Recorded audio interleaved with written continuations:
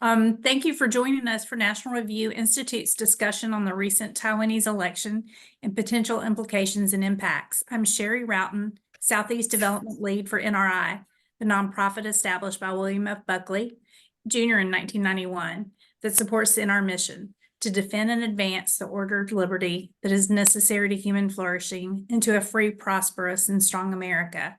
NRI supports journalists and journalism projects at NR, and we promote the mission through educational and outreach programming such as today's webinar. A highlight in 2024 will be our regional seminar series held in 7 cities across the U.S. This year's theme is Foundations of Freedom, which will focus on the importance of our constitutional pillars. Also, don't miss the cruise to Alaska in June and featuring one of today's panelists, Thérèse Shaheen. With that, I'll introduce our speakers. Unfortunately, Jimmy Quinn is under the weather and not able to join us today. But we have National Review contributor Thérèse Shaheen, who's the president of U.S. Asia International, and has also served as chairman and managing director of the American Institute of Taiwan and as COO of U.S. Asia Commercial Development Corporation. She frequently writes and speaks on Asian economics, markets, and policy. She's a graduate of the Walsh School of Foreign Service at Georgetown and the Johns Hopkins School of Advanced International Studies. She's a member of the Board of Advisors of the Georgetown University McCourt School of Public Policy. Russell Hsiao is the Executive Director of the Global Taiwan Institute, Senior Fellow at the Jamestown Foundation, and Adjunct Fellow at Pacific Forum. He's a former Penn Kimball Fellow at the National Endowment for Democracy and visiting scholar at the University of Tokyo's Institute for Advanced Studies on Asia. Miles Yu is a Senior Fellow and Director of the China Center at Hudson Institute.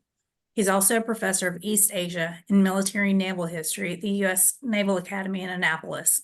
Dr. Yu specializes in Chinese military and strategic culture, U.S. and Chinese military and diplomatic history, and U.S. policy toward China. Thank you to our panelists for sharing your time and expertise with our supporters. We'll have time for questions at the end of the discussion, so please use the chat feature and direct your question to a particular panelist if appropriate. Now I'd like to turn it over to Thérèse. Thank you, Sherry, and thank you, Russell and Miles, for joining. Shout out to Jimmy Quinn, my favorite national security reporter at National Review, who got bit with the COVID bug. And so we're going to punt a little bit because he was supposed to be the host. And now Sherry and I, we're going to do a little improvisational theater here and try to see if we can run the gamut here. Okay, so our title is, the DPP wins the 3rd term, now what? And I kind of think there's 3 questions which we can take in turn, but you guys can, answer any and all you want to answer. First question is, of course, this feels like déjà vu all over again with me, because when I was chairman of AIT, Chen Shui-bian, won with a plurality, and he didn't have control of the legislative yuan, the LY, Taiwan's legislature. So this is very similar to that situation. It was very difficult to implement U.S. government policy. Then we'll go to Taiwan, to PRC interference, and then also what we do going forward with Taiwan being such a vibrant democracy. What's going to, as we move forward in time and China gets ready to implement their stated plans vis-a-vis Taiwan, what will happen for the 2028 election? Because we didn't have a switchover. Okay, so it'd be, what's the possibility that DPP wins a 4th term? What does that mean if they don't win? As we move forward in time. So I think we should do beauty before age. So we'll start with Russell. And besides, Miles, you and I have a repartee. So we'll let Russell go. He just came back for the Far East. Go ahead, Russell. Thank you for being here. Well, thank you very much, Thérèse, and also to the National Review Institute for the invitation to participate in this very timely discussion. It's and also being able to share this the virtual stage with both you, Thérèse, as well as Miles, whose views and work on issues related to Taiwan policy have been a constant reference for me in my work, now running an institute focused solely on Taiwan policy research and analysis. I think the questions really frame the important issues very nicely, and I think the way that I will approach tackling those questions, and I hope that there will be some back and forth, between all of us in really teasing out some of the nuance and insights is making some sort of general, observations that address those questions. I think first I'll start off with the observation that I see three, sort of general observations were three unprecedented, features that came out of these elections. The first of which you alluded to already, Thérèse, but let me take that a bit further in distinguishing this election with that of the election of Chen Shui-bian back in 2000 and in 2004, and that is the voters in a unprecedented fashion decided to provide the DPP with a third term in office. This is the first time in Taiwan's democratic history that the voters gave a party 3 consecutive terms in office. And I think this really does underscore a preference within the voting population for the status quo, and as well as more continuity in terms of the national policies undertaken over the last 8 years under President Tsai Ing-wen. Now, I think there are certainly some differences and of policy issues within those broader national policy framework with regards to national defense or foreign affairs and certainly cross-strait relations being important elements of national policy, that there are genuine dissatisfaction and disagreements within society that I think reflects on some of the nuances of the results that we saw from this election. But overall, nevertheless, I think it's telling that despite the many headwinds for the DPP going into this election, again, this incumbency fatigue that was reflected in polls after polls and the lead up to the election, that people after 8 years under a single ruling party wanted some type of political change. It wasn't clear what political change people wanted, but people were genuinely tired. And I think, that was a very, I think for the ruling party, worrisome headwind going into this election, despite some of the, the polls showing that the vice president, or the DPP's candidate, Lai Ching-te, pulled ahead of his opponents. And I think that's, reflective of perhaps that this victory had more to do with the failure of the opposition parties to provide a compelling alternative to the policies of the ruling party's candidate, and we can go into that in greater details in the discussion. I think a related second feature, which is also unprecedented, as far as I can recall, is that this is the first time that Taiwan's legislative yuan is no longer commanded by a single party. So no single party commands a majority in the legislative yuan, and that's true.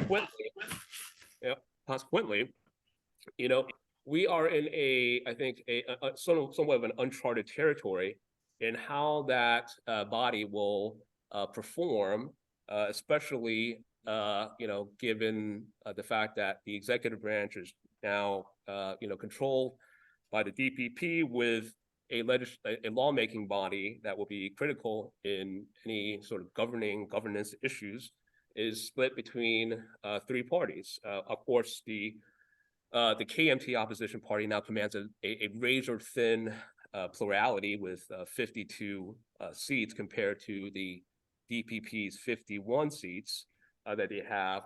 But the third party candidate, headed by Ke Wen-je, the Taiwan People's Party, now commands a very powerful 8 seats.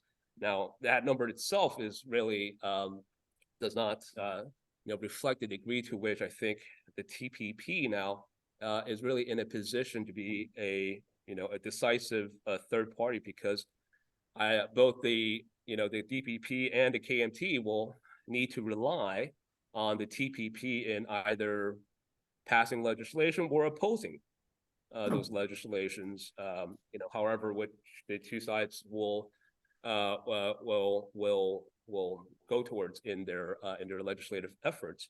And so, as such, I think that is an important feature that is going to play out in very important ways over the next 2 to 4 years leading up to the 2028 election. And finally, just on another framing question that you had, which I also see as an unprecedented feature of this election cycle, was the unprecedented scale of the CCP's influence and interference activities into Taiwan's democratic process. Now, we've experienced, of course, some very provocative actions taken by the People's Republic of China, in 1996, especially when they, lobbed missiles around Taiwan in the lead up to the election to try to intimidate voters. But the persistent and degree and the scale of the activities that we could, see from this election, to include, cyber operations, from United Front operations, certainly the intensifying military gray zone coercion that I'm sure Miles, could describe and assess at far greater length and depth, and to include, of course, I think one of the more notable features that I think is worth highlighting for your audience is the economic coercion, this coordinated economic coercion campaign that essentially was a drumbeat leading up to the election to ever since really beginning the second term of President Tsai Ing-wen in 2020. There's just been a series of these arbitrary restrictions and import restrictions on Taiwanese goods and products, in the lead up to just a year before, in April of last year, the PRC authorities decided to announce that they are essentially conducting a very comprehensive reviews of these alleged import restriction measures that Taiwan had put in place, and had essentially now reduced not all, but select numbers of tariffs on goods. And that we're talking about a suite of goods ranging from around 2,000 plus products. And so they're just sort of really pushing this out, and I think we can expect to see that these measures are going to just really ramp up in the years ahead. And just one final point on this sort of comprehensive pressure campaign, I think the PRC has already made its intent clearly known in terms of how it plans to deal with this incoming Lai administration. And the case in point is that it's worth remembering 2016, when President Tsai Ing-wen was just elected, it took 2 months for Beijing to fire their sort of first salvo of its diplomatic pressure campaign by establishing diplomatic relations with Gambia. Now, it took less than 2 days, for Nauru to announce that it was going to recognize the PRC. And so, I'll just leave it at that for now. But I think we're headed for choppy waters ahead. But I do think that there are important countermeasures in place, as well as efforts that are underway to ensure that Taiwan remains resilient and that we can strengthen deterrence against the PRC. Oh, tons of excellent points here. Miles, you're both more beautiful and younger. Fiddly D, please. I may be young and restless, shall we say. Let me just put it this way. Thank you, Russell, for this very great insights. I just want to make the following points. Number one, Taiwan election is always very intense. And you can see this enormous emotional investment by Taiwanese voters on all sides. And also you can see the voter participation is extraordinarily high. One of the reasons is that it really matters because the issues are so grave, so consequential.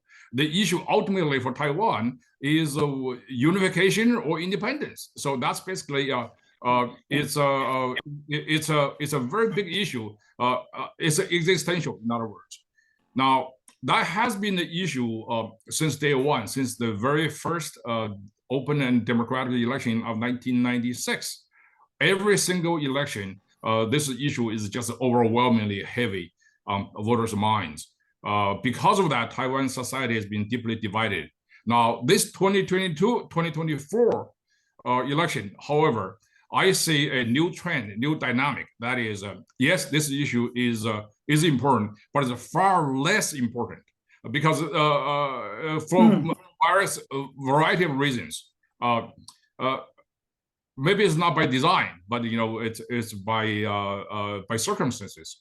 Number one, you can see both the KMT and DPP, shall we say, one of the beautiful things about Taiwanese election is they gave the world a lot of very tidy acronyms: DPP, KMT, and then TP, and then DPP and TPP.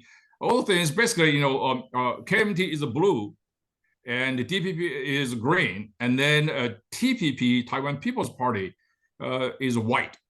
So this. So they're Tiffany blue, Miles. They're Tiffany blue. No, the reason is that all these major players in political in this election are making some very important adjustments over the issue of unification and independence. That's one of the reasons why it makes it less intense.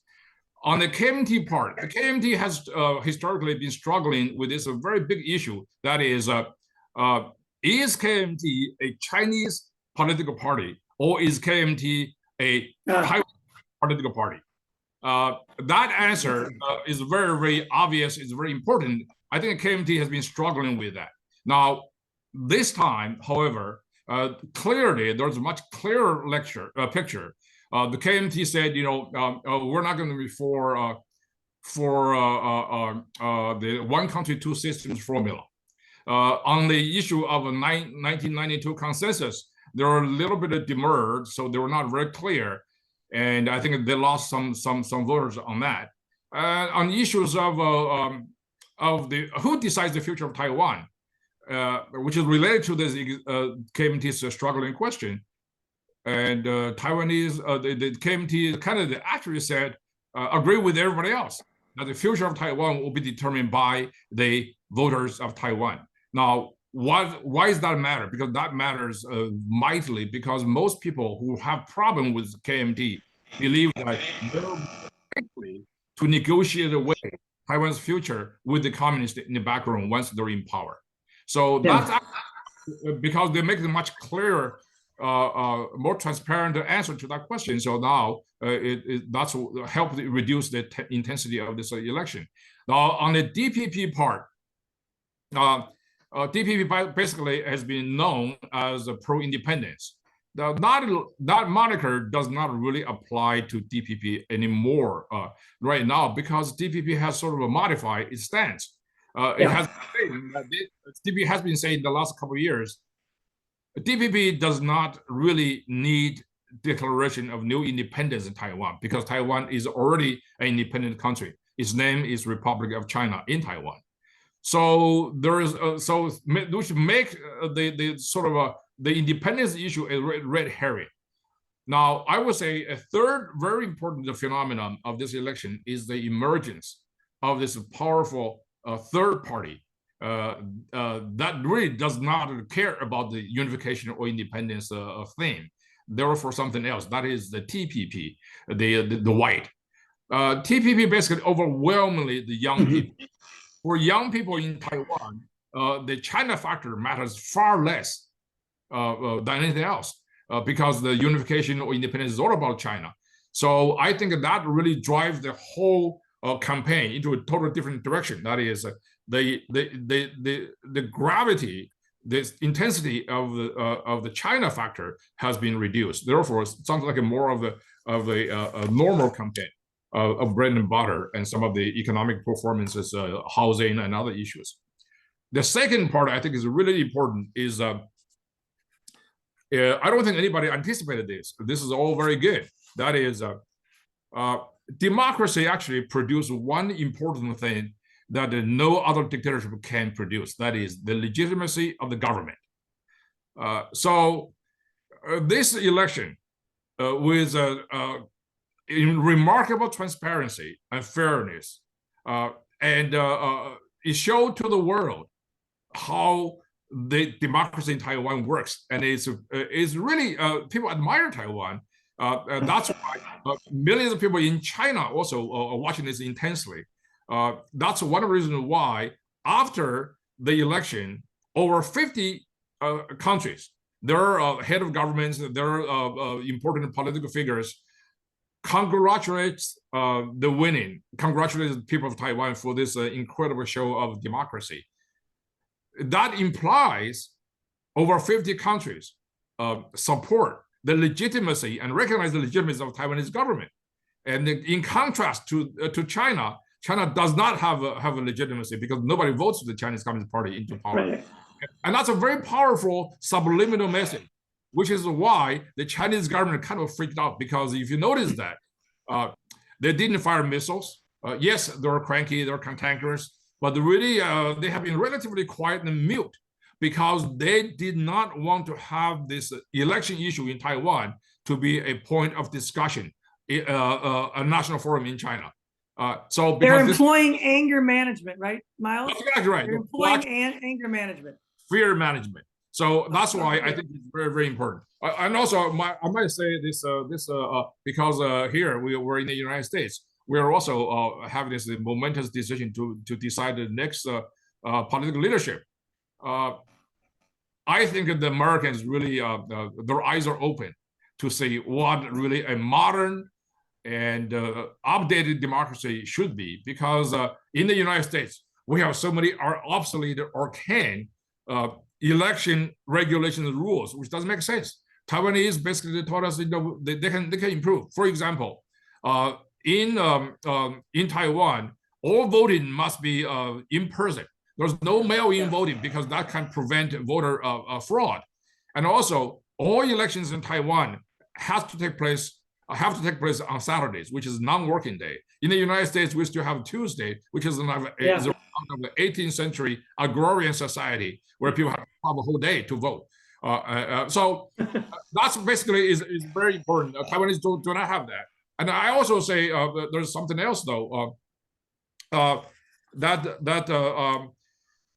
Taiwanese election law bans publication of polling results 10 days before the voting day, which is very important because that means that was designed to prevent the media sensationalism to influence the voter behavior.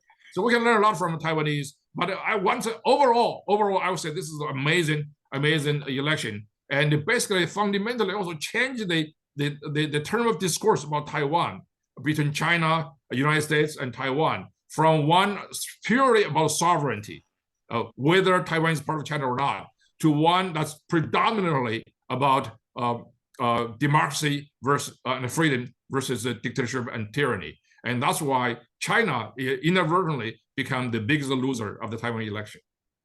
That's really interesting. They're making us look bad. I mean, to your point, Miles, they're, how we run our elections and how they're running theirs.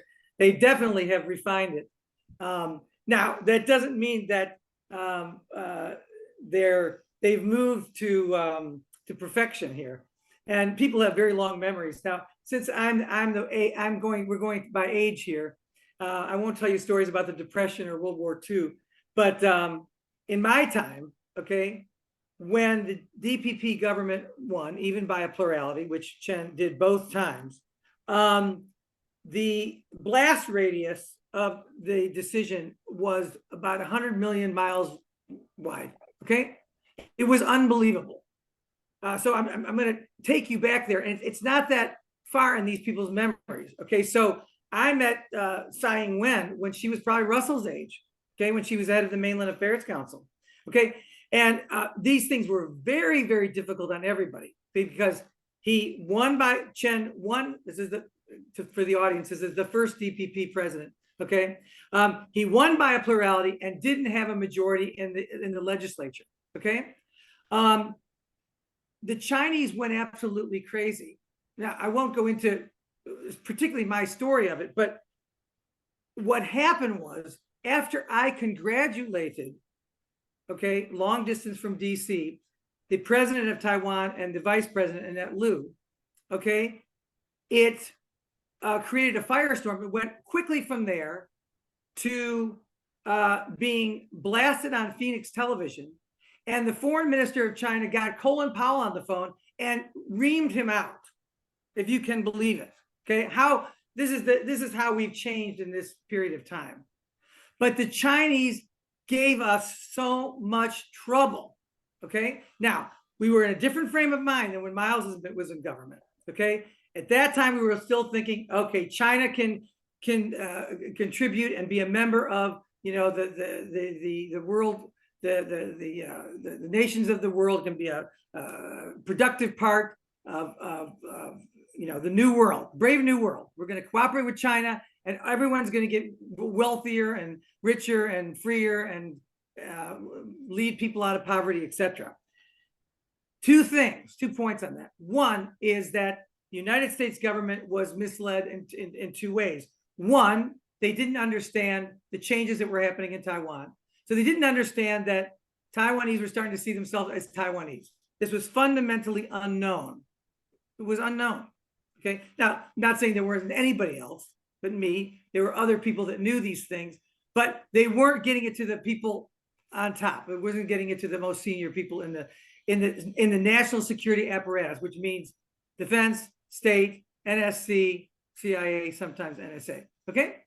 Number two, they didn't understand the point you're making, Miles, which is basically that KMT was a China-friendly party. Let me describe it that way, because we really don't know the answer to the question as we move forth in time. Okay, but at that time they were certainly a China-friendly party.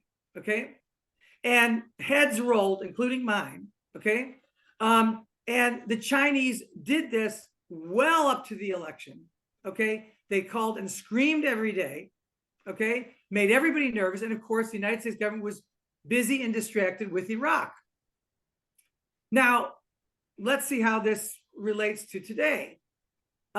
We have a great bipartisan coalition and thought here on that China is a problem, Taiwan is important, but we're distracted. We've got Ukraine, we've got the Middle East. So similar things can happen here.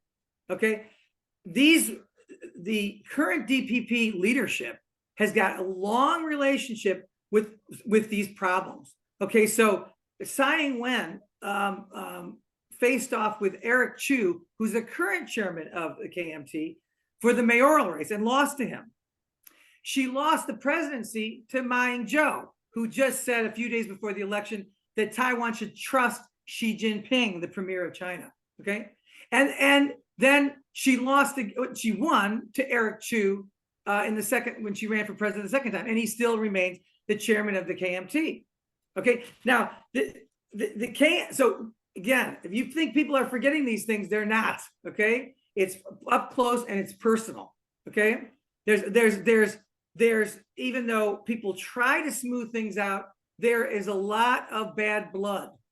Okay, a lot of bad blood, and a lot of manipulation. So let me tell you one more fact before I throw it back to Russell and Miles.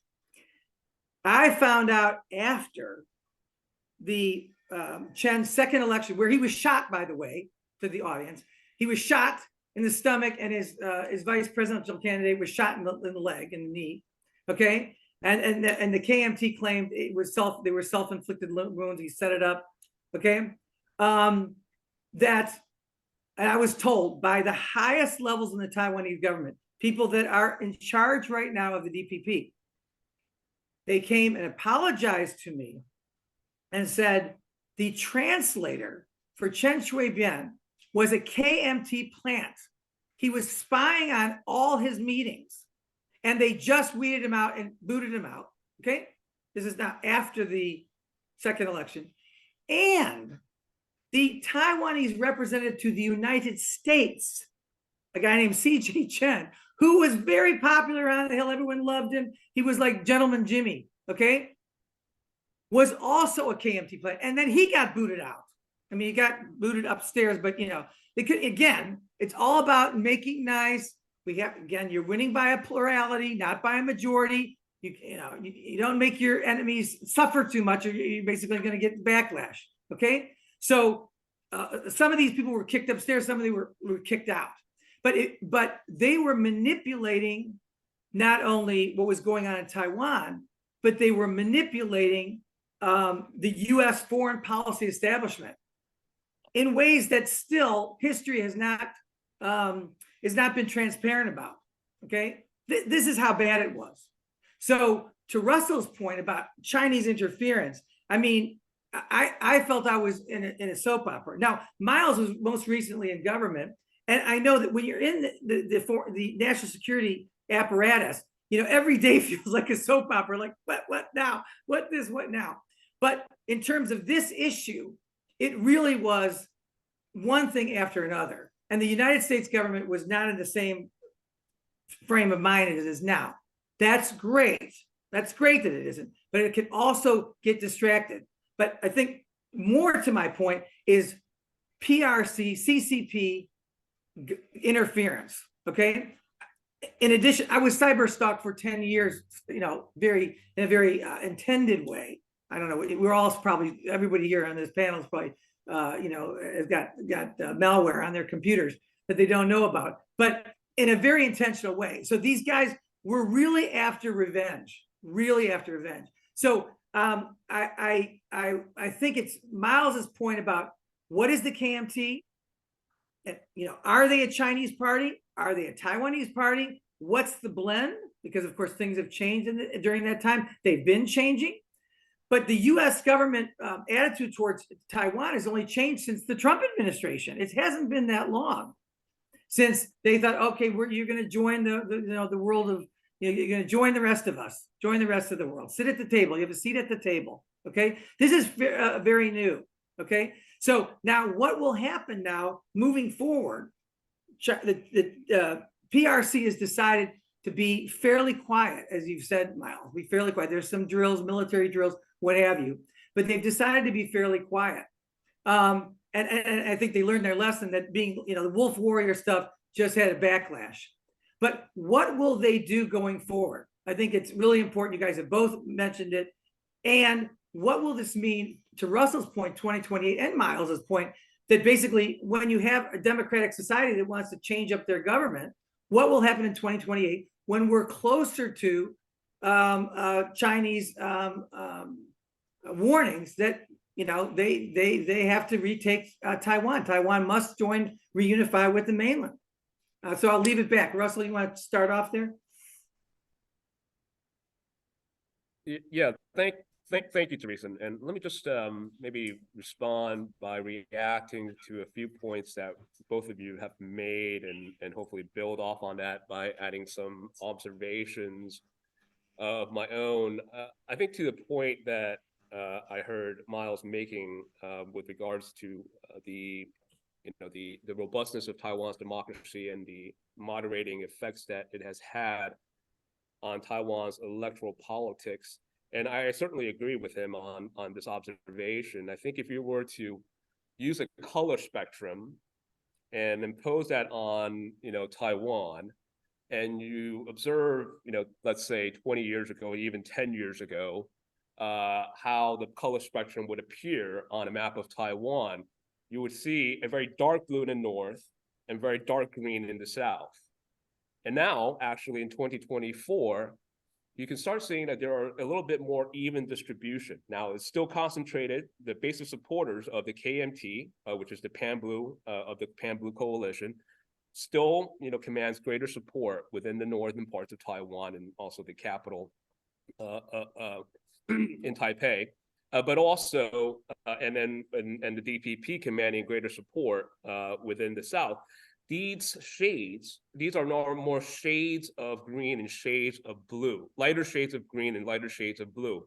And you can see this play out on a lot of these surveys and polls after the election that I found quite interesting. And I think this, again, this is I think reflects the moderating effects of Taiwan's democracy, and to the extent, and also, why we saw both the DPP as well as the KMT take much more moderate and positions in this election, because any politician that wishes to win in a national election must be able to reflect the popular will of the people. And I think again, this is a clear demonstration of this election, was that there is a despite an incumbency fatigue within the population, the preference was for greater continuity and status quo, and ultimately a plurality of the voters decided that the DPP's candidate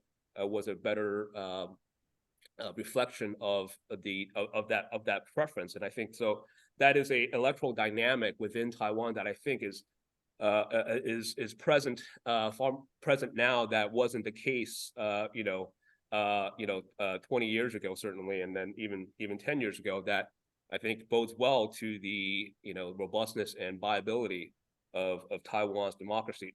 The second point, an observation that I would add, is with regards to KMT reforms. And I think credit is due where credit can be seen, and I think I think the KMT has certainly struggled with internal party reforms, certainly since 2016, after it lost its presidential election to Tsai Ing-wen.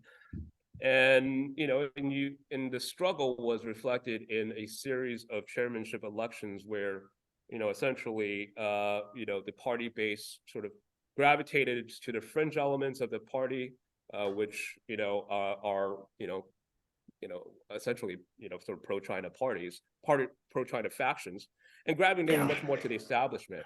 And I think the reason why we've seen at least the effects of this moderation in the KMT has a lot to do with leadership, right? And so I think Eric Zhu, the chairman, as well as the selection of Hou You-yi, the new Taipei city mayor, really was what I think steered the party in this year's election to a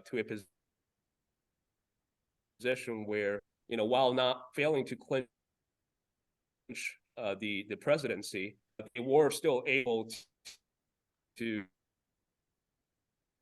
again with 52 now being in that sense it really is required attention and watching for all the sort of Taiwan watchers and observers concerned about Taiwan's future, is which direction the KT takes following this electoral defeat for the presidency, and whether or not they're going to be able to maintain on this more centrist path that they appear to have been taking, or whether or not they will again try to, or the party base may try to take them in a different direction, and that would and if it were to again return to flirting with a sort of the more fringe elements of the party base, that can open up new avenues for the PRC to engage in greater interference and influence activities within Taiwan. And just the final observation related to CCP interference and influence activity is that with this weaker mandate of the new president, who received a plurality of the votes, but 40% of the votes, compared to, of course, in the previous election, the President Tsai had 57% of the votes. Clearly there's a weaker mandate for the new president, and with a legislative branch now divided between three political parties, with the opposition parties, or at least the opposition parties, KMT and the TPP, both during the campaigns essentially running on a more pro-engagement approach to cross-strait relations and wanting to, establish more dialogues and interactions with the PRC.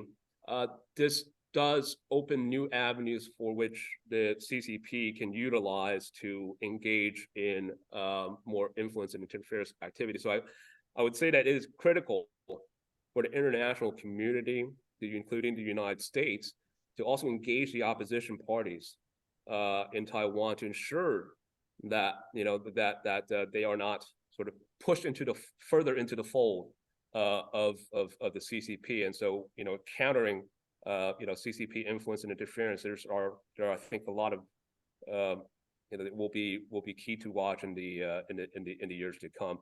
And just even before 2028, there's going to be another important election in Taiwan, and that's in 2026. These are the local elections. Yeah. And these are going to be essentially kind of seen as a bellwether, for 2028. Now, it's important to keep in mind, with some perspective, that the KMT does traditionally fare very better in local elections. So already, it does control a majority of the local municipalities and so forth. And so this is it will, we'll see. I think the DPP is going to try to focus a lot more on governance issues in the years to come, in the coming years, because given just earlier I said that there's these headwinds that the DPP must address that relate to governing, but that may make it difficult when the LY is going to be is challenging, given the fact that the legislative branch is split between the three political parties. Thank you, Russell. We're coming up on our time for questions and answers. And these are directed to no one in particular. So we have one from D. Carr. What are the prospects for Taiwan to improve readiness of its armed forces reserves? Go ahead, Miles. You didn't get All right. Okay, so Taiwan had a wake-up call since February 2022 because of the war in Ukraine. What Taiwan was really learning from the war in Ukraine was because is this: as long as the Taiwanese themselves provide the absolute leadership, develop self-reliance, and have your own defense, self-defense strengthened, no international assistance, no matter how insignificant, even United States, it wouldn't matter anymore. So before that, the Ukrainian resolve was shown to the world. You have this Afghanistan case. So U.S. was behind that, and there's no leadership, there's no resolve. So ever since, I think the Taiwanese are getting ready, and they have taken some measures to beef up this own self-defense, because that's the foundation for any international assistance, including from the United States, which is legally obligated to sort of help the Taiwanese for its self-defense. Having said that, there's a lot of obstacles. Taiwan is not Afghanistan. Taiwan is a very affluent society. You have generations of Taiwanese. They're used to prosperity and good life. So it's very hard for them to act like Israel. I mean, Israel has a stronger sense of national crisis and survival. And so I think Taiwan should really rely on itself first and foremost, and secondly, placing the emphasis on international help. So fortunately, the United States and Taiwan have evolved into something very robust in terms of military to military cooperation. And so we're going to move to the next stage, which is military interoperability and some of the issues that that's going to be like a real war-like scenario. On the U.S. side, we're gradually getting out of this shackles imposed on ourselves. That is the 50 years of stupid and obsolete policy about China, about Taiwan. So now we're developing U.S.-Taiwan relationship in a very robust way, almost entirely outside of the context of U.S.-China relationship. So this is truly So that's really important. So on specific cooperation on modern warfare and the kind of things, I probably should not really say this in this open forum.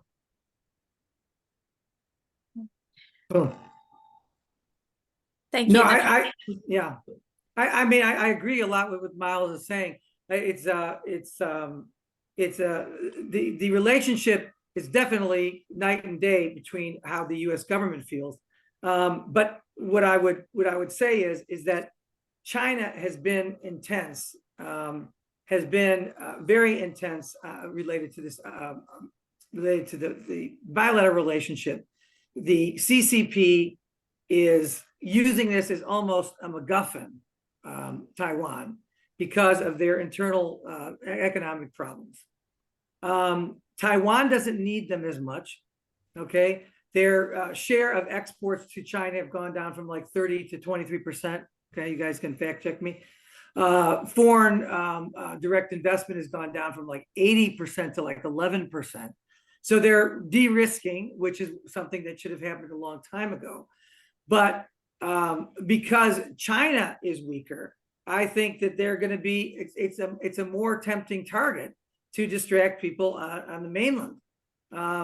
I should say the PRC here. That's confusing. But that's what concerns me, and it led to my question: what do you guys think will happen in 2028? Now, I don't want to waylay Sherry from the questions from the audience, but that's my real concern here. They have been active and seriously active and interfering and using every aspect of statecraft, spying, bags of cash, literally or figuratively, cyber warfare, political warfare, the new term, cognitive warfare, and my view is that they hope to win this thing by attrition.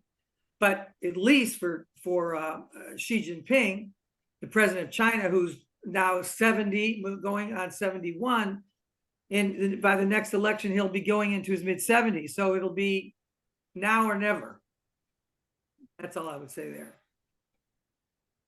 Then along those lines, William France says, my understanding is China's own domestic and economic problems prevents it from invading Taiwan. Could it be that China is trying to win Taiwanese hearts and minds instead of using force? What do you believe is the reason China is not invading at this time?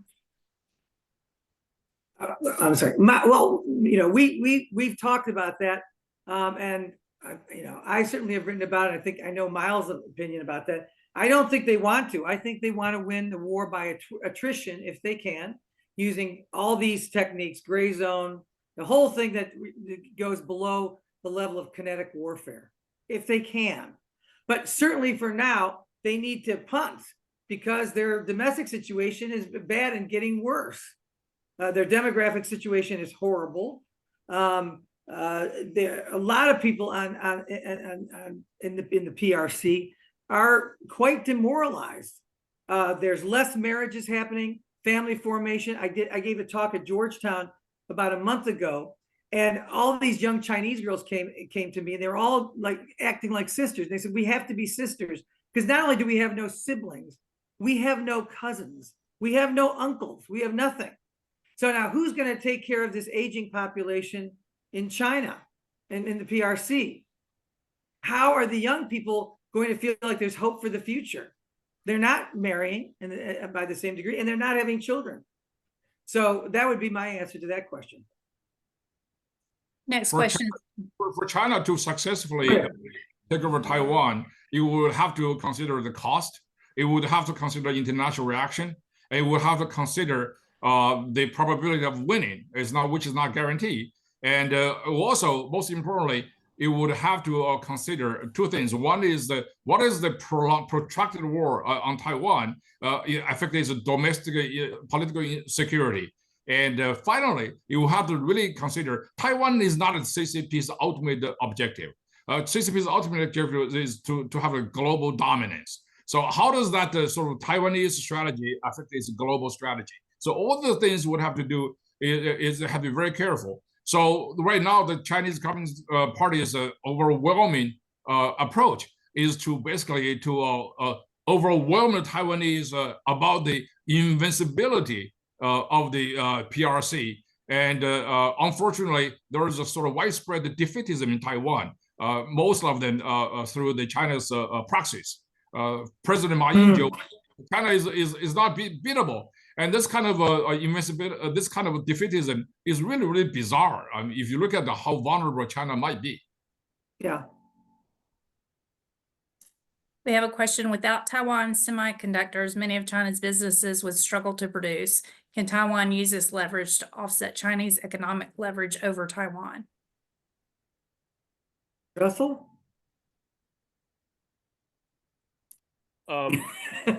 Yeah, no, it's a good question. I think I think Taiwan has been attempting to diversify its investments and dependence on the Chinese economy for precisely the reason that it has helped to enhance the PRC's leverage over Taiwan. Beijing's measures to utilize economic tools as means to interfere and influence Taiwan's democracy was clearly on display in this election in terms of how it, as I referenced earlier in my comments, the use of these arbitrary, trade investigations, to also utilizing audits on companies. For example, the decision to audit Foxconn, which is the company of, by Terry Guo, who was considering to run as an independent candidate, which certainly displeased Beijing it would have further split the opposition votes, to inhibiting Taiwanese businesses on the PRC from reinvesting into Taiwan or supporting initiatives that would help allow it to secure their assets on the PRC. So there's a host of examples and reasons why the Taiwan wants to diversify, and I think in order to decrease this leverage, it needs to continue to work closely with like-minded allies and partners. It should bolster its new southbound policy, which aims at enhancing economic and trade and people-to-people ties with countries in Southeast Asia, South Asia, and Australia and New Zealand, in order to make sure that it doesn't put all its eggs in one basket. And this includes, of course, working with allies and partners, in the tech space. So I think important measures and mechanisms like the Economic Prosperity Partnership Dialogue, or the TTIC, the Trade and Technology Investment Council, I believe. And these are all, I think, important mechanisms that need to be bolstered and expanded to really leverage this important sector in Taiwan's economy that can benefit both its security, but also, ensure that there is a resilient and secure supply chain for such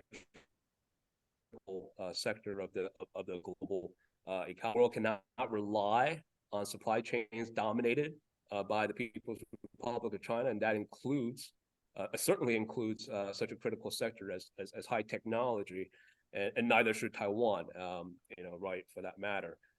So I do think it's important measure, but this is certainly going to take some time. Let me add that very quickly. We are living in the interconnected world. China's primary way of a global dominance is through the creation of a global dependency on China for trade, for technology, and for supply and critical materials. That is not really working because China quickly discovered right now after COVID that China actually is much more dependent on the rest of the world for a lot of things, high tech, the United States, and also on Taiwan for chips. So Taiwan is no longer a passive little player in international politics, particularly dealing with China. Taiwan, China is America's number 3 trade partners. Number 1 is Canada, number 2 is Mexico, number 3 is China. Taiwan is the number 8 trade partner of the United States. So it's very substantial. Taiwan is a good citizen in the world. So Taiwan has a lot of cards to play. It's no longer a passive player in a great game.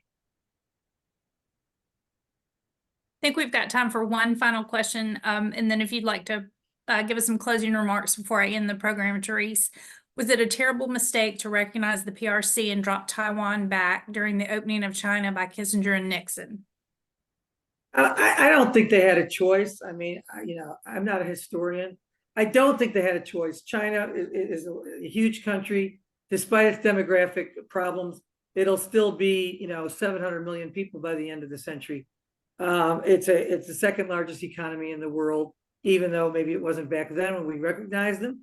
But I don't think we really had a choice. And at the time, the KMT had new colonizers. They had the refugees from the mainland from the Civil War in 1949. So I don't know that that was a mistake. I do think that the authors of that program stayed around a little bit too long. So which affected us from being behind the power curve, which I described in my first set of remarks. So people like Henry Kissinger, who obviously is brilliant, and Brent Scowcroft, and these people were still whispering in people's ears during these last 20 to 30 years. And this is why we were so late to the game and say, wait a minute, Taiwan is important. China is a problem. And they are not going to be joining the community of nations, not on the basis that we believe. So I wouldn't slam them. Steve Hadley who's over there as part of the U.S. delegation. I met with him with Kim Hsiao, who's the new vice president, and he made a big pitch that they needed to fire up that last nuclear power plant. Okay, so the thinking has totally changed. Now they've decommissioned all but 2. Okay, so the thinking has totally changed. That's good. But China's MO, and this is what I want to emphasize, I do not believe has changed. Okay, it is down, it is dirty, and from a Western, let's say I'm going to say U.S. perspective. Okay, anything goes. Okay, there's no Marcus de Queensberry rules here. Okay.